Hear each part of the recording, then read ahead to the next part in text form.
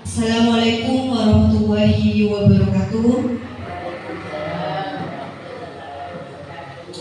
Yang terhormat Kepala SDN Kertakenas 4, Ibu Amalia Susati SPDSD, yang kami hormati seluruh rekan guru SDN Kertakenas 4. Pada kesempatan kali ini, marilah kita bersama-sama mengucapkan puji syukur kehadiran Allah Subhanahu wa Ta'ala yang telah memberikan kepada kita semua kesempatan untuk bisa berkumpul pada acara diseminasi budaya positif. Yang kedua, sholawat serta salam semoga tetap tercurah limpahkan kepada junjungan kita Nabi besar Muhammad SAW yang telah membawa kita dari zaman kejahilan menuju zaman yang terang benderang dengan ilmu pengetahuan yang seperti kita rasakan pada saat ini. Pada acara diseminasi budaya positif pada kali ini akan dibuka dengan pembacaan basmalah. Marilah kita buka acara pada siang hari ini dengan pembacaan basmalah bersama-sama. Bismillahirrahmanirrahim. Kemudian yang kedua dilanjutkan dengan sambutan yang akan dibawakan oleh Kepala SDN Kertakenas 4 kepada Ibu Amalia Susati SPDSD. Kami persilakan. Assalamualaikum warahmatullahi wabarakatuh. Yang saya hormati seluruh rekan guru SDN Kertakenas 4 yang saya cintai dan saya banggakan. Syukur alhamdulillah pada kesempatan pagi yang cerah ini kita masih ditakdirkan oleh Allah untuk melakukan kegiatan yaitu diseminasi budaya positif dalam kegiatan calon guru penggerak angkatan 9. Sholawat dan salam semoga tetap tercurah limpahkan keharibaan junjungan kita baginda Rasulullah SAW yang telah membawa kita menuju zaman keilmuan seperti sekarang ini.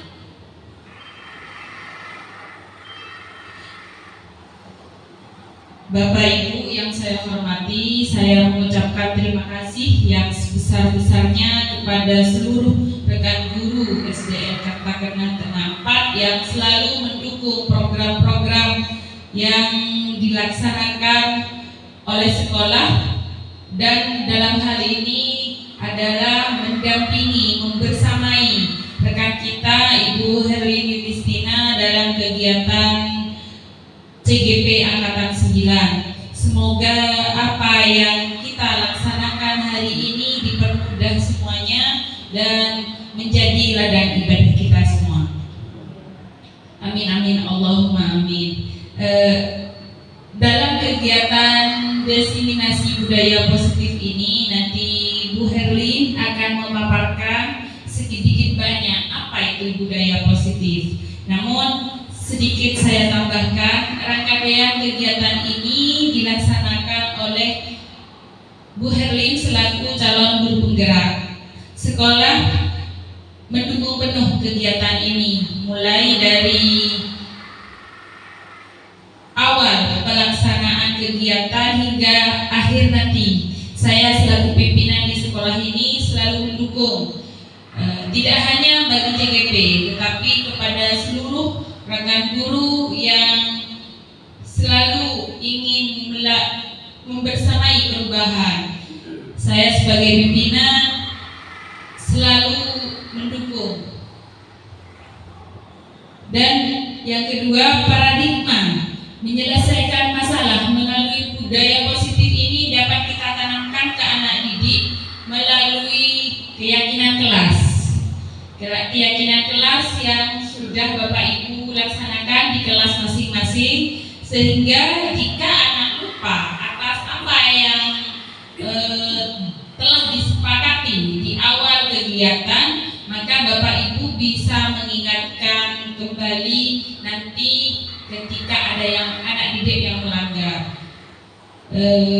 Nanti apa saja yang perlu dikembangkan melalui budaya positif ini, mohon kesediaannya kepada Bu Herlin untuk memaparkan kepada kami sehingga kami punya pemahaman lebih Dan kami ucapkan selamat dan sukses kepada Bu Harlini Christina selaku calon guru penggerak angkatan 9. Semoga Allah mempermudah segala kegiatan nanti hingga tuntas dan menjadi calon guru penggerak di masa yang akan datang. Harapannya melalui kegiatan ini Bapak Ibu seluruh rekan guru di SDN Kertakedatangan 4 bisa terus berinovasi, bisa terus bergerak dan menggerakkan dunia pendidikan khususnya di SDN Kertakedatangan 4. Demikian yang bisa saya sampaikan, kurang lebihnya mohon maaf. Billahi taufiq wal hidayah. Wassalamualaikum warahmatullahi wabarakatuh.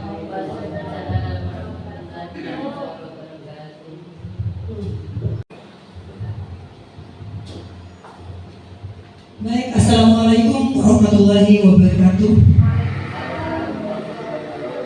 Kami ucapkan selamat datang kepada Bapak Ibu guru hebat SDN Kertakedatangan 4. Dan tak lupa saya ucapkan terima kasih atas waktunya dalam acara diseminasi modul 1.4 budaya positif.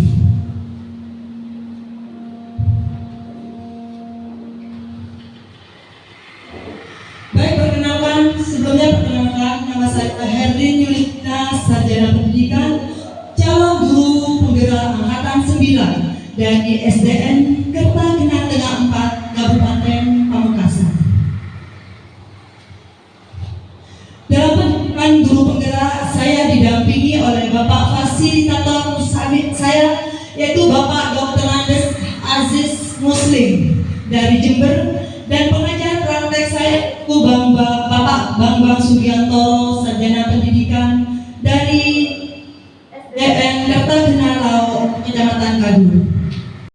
Baik, sebelumnya saya akan memaparkan tentang budaya positif. Yang saya rangkum yaitu budaya positif merupakan nilai-nilai, keyakinan-keyakinan, dan kebiasaan-kebiasaan di sekolah yang berpihak pada murid agar murid dapat berkembang menjadi pribadi yang kritis, penuh hormat, dan bertanggung jawab.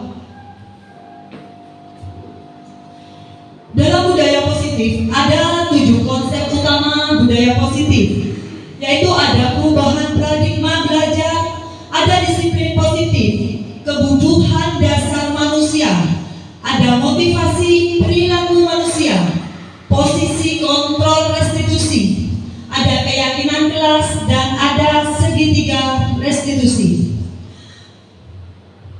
Baiklah Bapak Ibu, saya akan memaparkan dari 7 konsep tersebut. Dari perubahan paradigma belajar. Pembelajaran dengan paradigma baru dirancang berdasarkan prinsip pembelajaran yang terdiferensiasi sehingga setiap siswa belajar sesuai dengan kebutuhan dari tahap perkembangannya untuk mewujudkan profil pelajar Pancasila. Di mana ya tentunya Bapak Ibu sudah mengetahui profil pelajar Pancasila. Di antaranya ada beriman dan bertakwa kepada Tuhan Yang Maha Esa, bernalar kritis, mandiri, bergotong royong, inovatif, dan berkebinekaan global. Lanjut ke disiplin positif. Makna disiplin. Kebanyakan orang akan menghubungkan kata disiplin dengan kata tertib, teratur, dan kepatuhan pada peraturan. Kata disiplin juga sering dihubungkan dengan hukuman. Padahal itu sungguh berbeda, karena belajar tentang disiplin positif tidak harus dengan memberi hukuman. Justru itu adalah salah satu alternatif terakhir, dan bila perlu tidak digunakan sama sekali. Dan disiplin dalam budaya kita, makna kata disiplin dimaknai menjadi sesuatu yang dilakukan seseorang pada orang lain untuk mendapatkan kepatuhan. Kita cenderung menghubungkan kata disiplin dengan ketidaknyamanan. Nah, di sini ada kebutuhan dasar manusia. Ada 5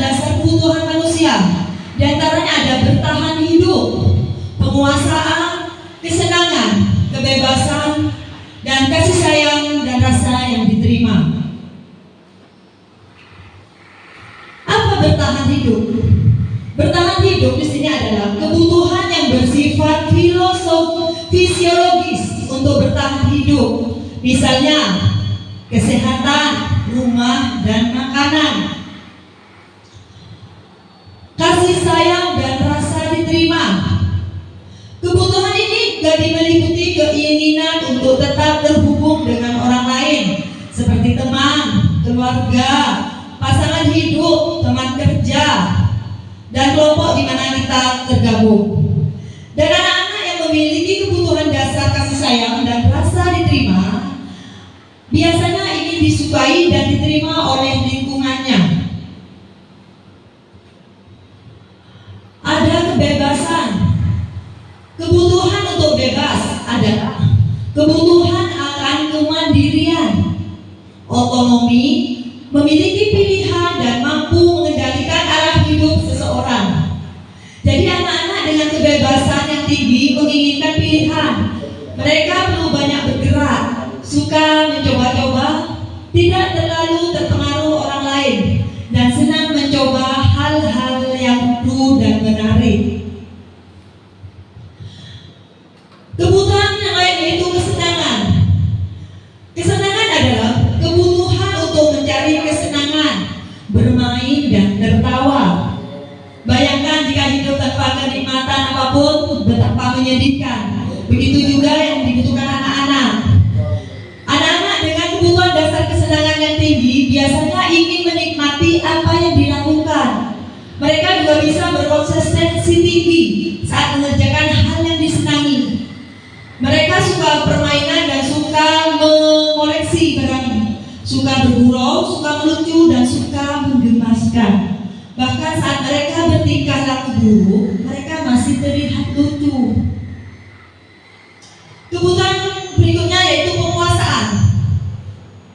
Kebutuhan ini berhubungan dengan kekuatan untuk mencapai sesuatu, menjadi kompeten, menjadi terampil, diakui atas prestasi dan keterampilan kita, didengarkan dan memiliki rasa harga diri. Dan kebutuhan ini meliputi keinginan untuk dianggap berharga, bisa membuat perbedaan, bisa membuat pencapaian, kompeten, diakui, dihormati. Ini meliputi self-esteem dan keinginan untuk meninggalkan pengaruh. Baik, lanjut kepada keyakinan kelas. Pada keyakinan kelas, Bapak Ibu sudah melakukan keyakinan kelas di kelas masing-masing. Ini ada pertanyaan pemantik. Nah, nanti untuk mengacu apa itu keyakinan kelas. Pertanyaannya yang pertama yaitu mengapa keyakinan kelas? Mengapa tidak peraturan saja? Itu kan yang terlintas di benak Bapak Ibu. Terus ada mengapa adanya keyakinan kelas? Penting untuk terbentuknya budaya positif. Jadi sebelum menjawab nanti ada uraian untuk keyakinan kelas. Ini hanya pertanyaan pemantik, mungkin yang ada di pikiran Bapak. Lanjut. Ini ada contoh. Misalnya gini, mengapa kita memiliki peraturan tentang menggunakan helm saat mengendarai kendaraan roda 2 atau motor? Yang tentunya jawaban contoh lagi, mengapa kita memiliki peraturan menggunakan masker dan mencuci tangan setiap saat? Jawabannya juga bervariasi, agar bersih atau agar untuk menjaga kesehatan. Ini semua mengacu pada keyakinan apa peraturan.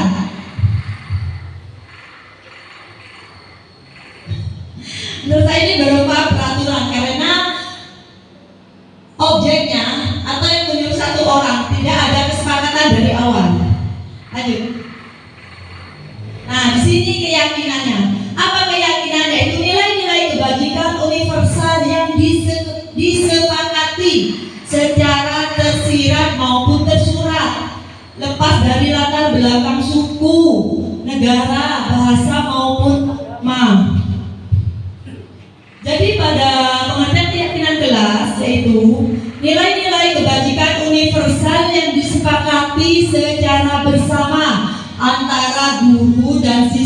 di dalam kelas, sehingga siswa dapat secara sadar dan termotivasi dalam bersikap sesuai dengan nilai-nilai kebajikan yang telah dibuat. Dan dengan keyakinan kelas, seseorang akan lebih tergerak dan bersemangat untuk menjalankan keyakinannya daripada hanya sekedar mengikuti serangkaian peraturan tertulis tanpa makna. Dengan keyakinan kelas, dari berbagai contoh yang disepakati dan dengan keyakinan kelas, maka murid akan merasa bertanggung jawab, ada jujur, selalu bersikap positif, menghormati orang lain, berkomitmen kepada setiap tugasnya, senantiasa membantu, dan lain sebagainya.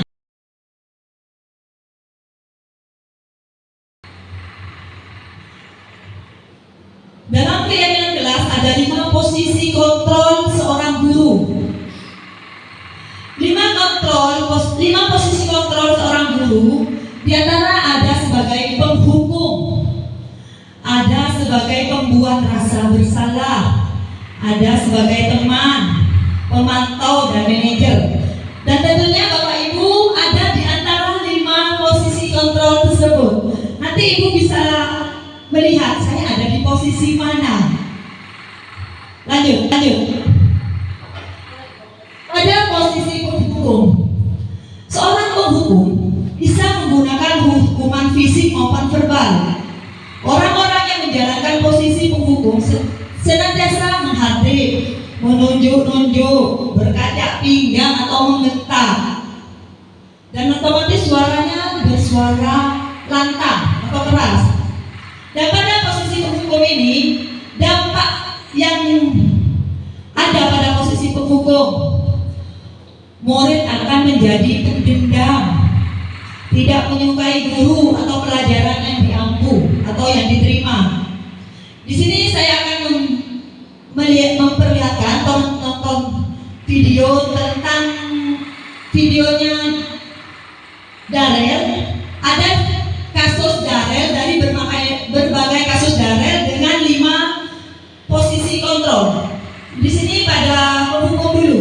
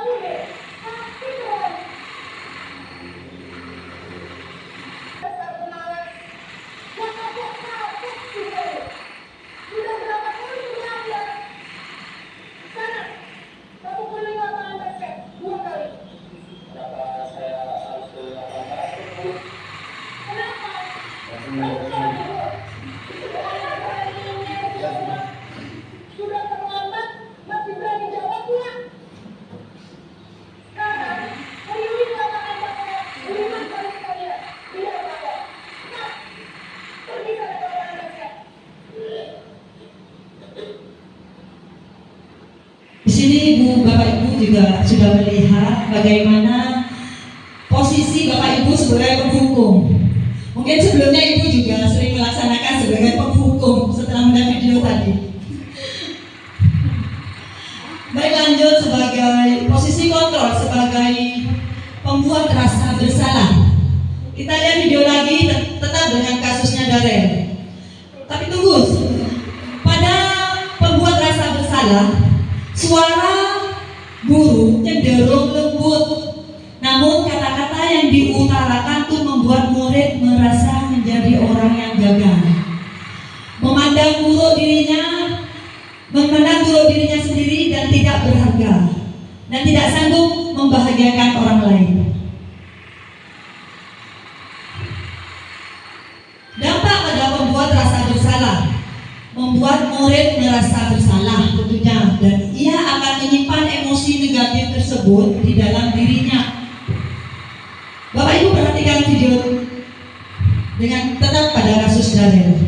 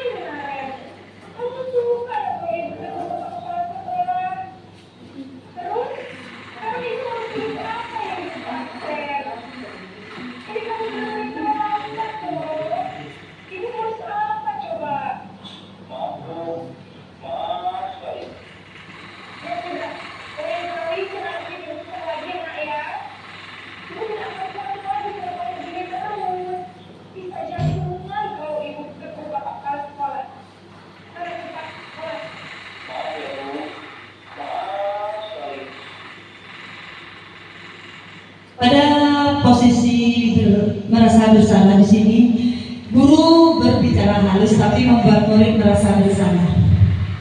Lanjut. Pada posisi kontrol selanjutnya yaitu sebagai teman.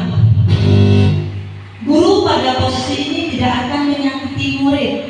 Suara guru akan ramah dan cenderung bersanda gurau untuk menghangatkan suasana. Dan dampak pada posisi kontrol teman, murid akan bergantung kepada satu orang atau pada satu guru. Itu terjadi karena faktor ketergantungan. Dan murid tidak akan mandiri dan tidak bisa berpikir untuk diri sendiri.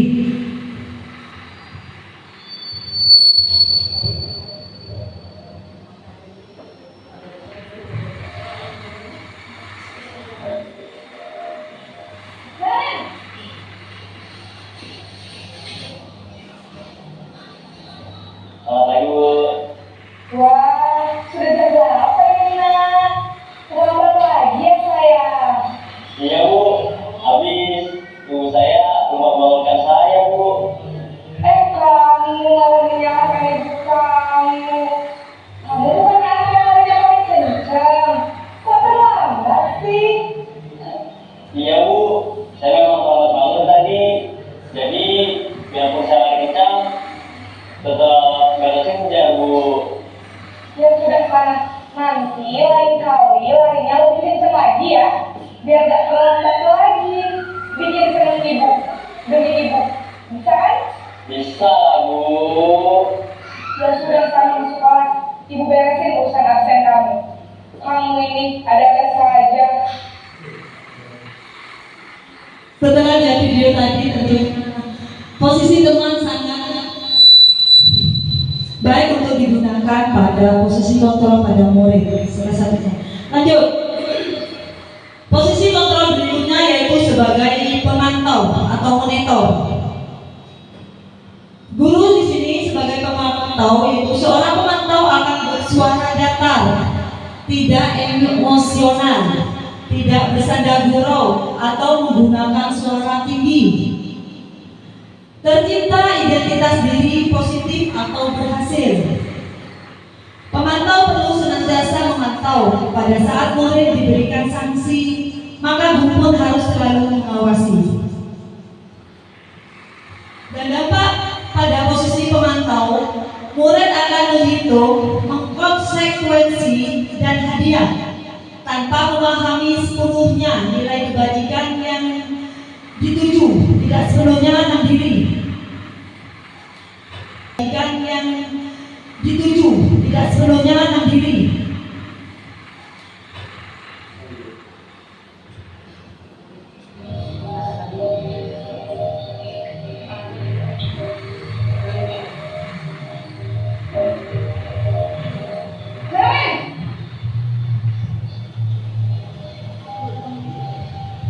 Selamat pagi, Bu. Kemarin, apa peraturan sekolah kita tentang jam berapa kita harus masuk sekolah, Nak? Kita harus di sekolah jam 7, Bu. Iya betul, sekarang sudah jam 7.20. Kemarin sudah tahu konsekuensinya, tidak terlambat saja. Lalu saya harus tinggal kelas pas jam istirahat selama 20 menit. Ya benar, konsekuensinya demikian. Jadi nanti jam 9.30 pas istirahat, kamu harus tinggal di kelas, kerjakan tugas tambahan untuk ketinggalan kamu, ya? Baik, Bu. Kebajikan yang dituju, tidak sepenuhnya menang diri.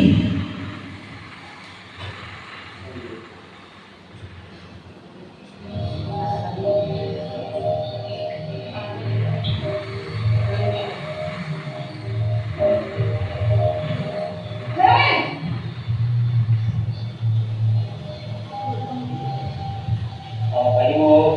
Kemarin, apa peraturan sekolah kita tentang jam berapa kita harus masuk sekolah, Nak?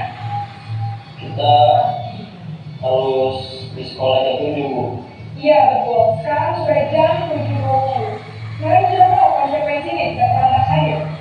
Lalu saya harus tinggal kelas pas jam istirahat selama 20 menit. Ya benar, Jadi nanti jam 9.30 pas istirahat, kamu harus tinggal di kelas, kerjakan tugas tambahan untuk ketertinggalan kamu, ya? Baik, Bu. Kebaikan yang dituju tidak sepenuhnya enam diri.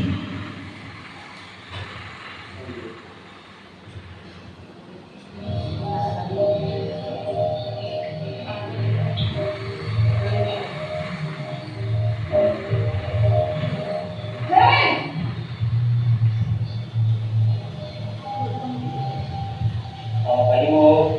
Naren, apa peraturan sekolah kita tentang jam berapa kita harus masuk sekolah, nak?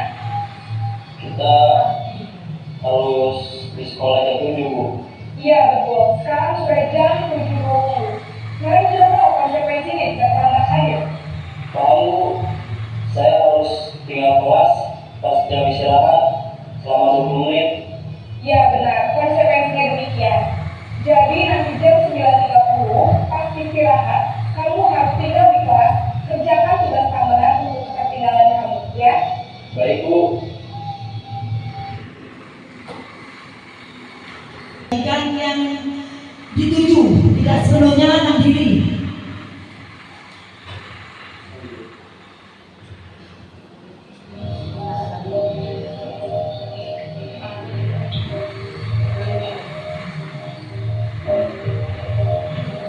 Naren!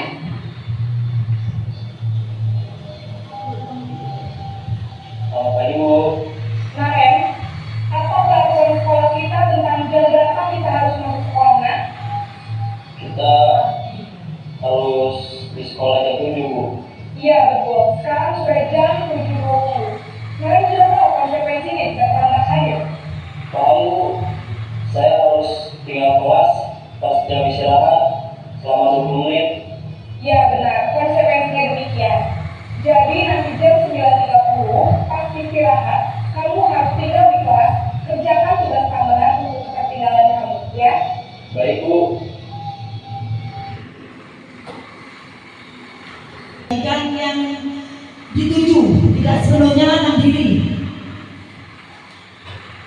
Posisi kontrol terakhir yaitu guru sebagai manajer. Pada posisi sebagai manajer, suara manajer netral, tidak emosional, dan tidak terlalu ramah, tidak bernada tinggi. Tercipta identitas positif dan berhasil. Guru akan dengan tulus mengajukan pertanyaan-pertanyaan bermakna agar membuka pikiran murid, dan guru membimbing murid untuk memecahkan masalahnya secara mandiri. Dampak posisi manajer, murid menjadi mandiri, percaya diri, dan dapat memecahkan masalah.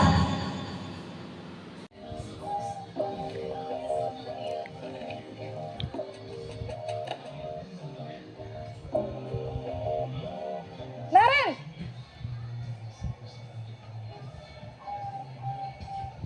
Selamat pagi, Bu. Naren, apa peraturan sekolah kita tentang jam berapa kita harus masuk sekolah, nak? Kita harus di sekolah jam 7, Bu. Iya betul, sekarang sudah jam 7.20. Naren sudah tahu konsekuensinya jika terlambat hadir.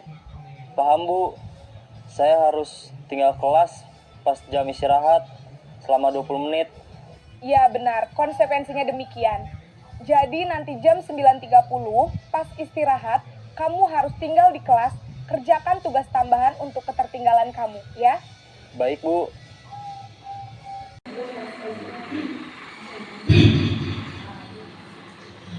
Baik, pada keyakinan kelas, Bapak Ibu pasti sudah membuat keyakinan kelas di kelas masing-masing. Apa saja yang Ibu perhatikan atau yang Bapak Ibu buat pada keyakinan kelas? Contoh misalnya ya, murid tidak boleh terlambat datang ke sekolah. Ada yang seperti itu. Tidak boleh membuang sampah di kelas. Itu salah satu contoh keyakinan kelas. Terus tidak boleh makan di kelas. Itu tadi sebagai contoh keyakinan kelas. Tapi yang saya ucapkan tadi itu masih terdengar kalimat negatif. Jadi kita harus membuat kalimat positif yang akan dilakukan pada keyakinan kelas. Kalimat positif apa yang akan muncul dari kata-kata tadi yang saya utarakan? Mungkin Bapak Ibu bisa. Ya, misalnya membuang sampah. Tadi kan di keyakinannya atau disepakati tidak boleh membuang sampah di kelas atau tidak boleh datang terlambat ke sekolah. Tuh. Ya, biasa. Atau gini, bisa. Siswa membiasakan siswa tidak datang terlambat. Sudah. Membiasakan siswa datang tepat waktu. Membiasakan siswa membuang sampah pada tempatnya. Mungkin seperti itu. Baik. Dilanjutkan pada motivasi perilaku manusia. Motivasinya yaitu untuk menghindari ketidaknyamanan atau hukuman. Yang kedua, untuk mendapatkan imbalan atau penghargaan dari orang lain. Dan yang ketiga, untuk menjadi orang yang mereka inginkan dan menghargai diri sendiri dengan nilai-nilai yang mereka percaya.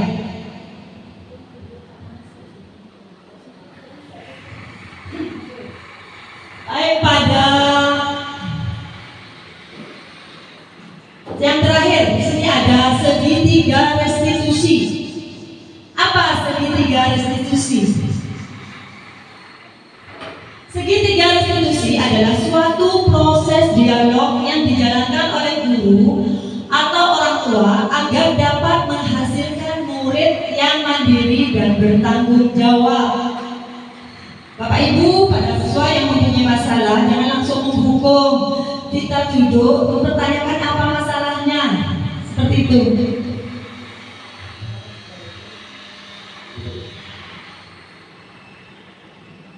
Ini salah satu contoh yang saya ambil video pada posisi Ibu tanya dulu, kemarin yang mengambil bola di kantor siapa?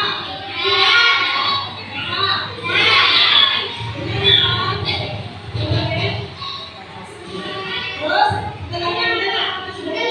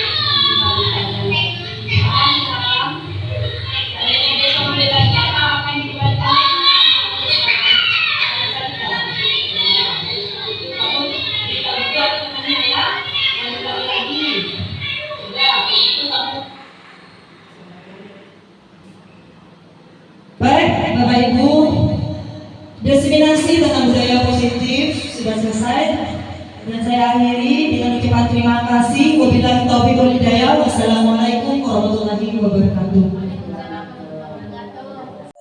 Assalamualaikum warahmatullahi wabarakatuh.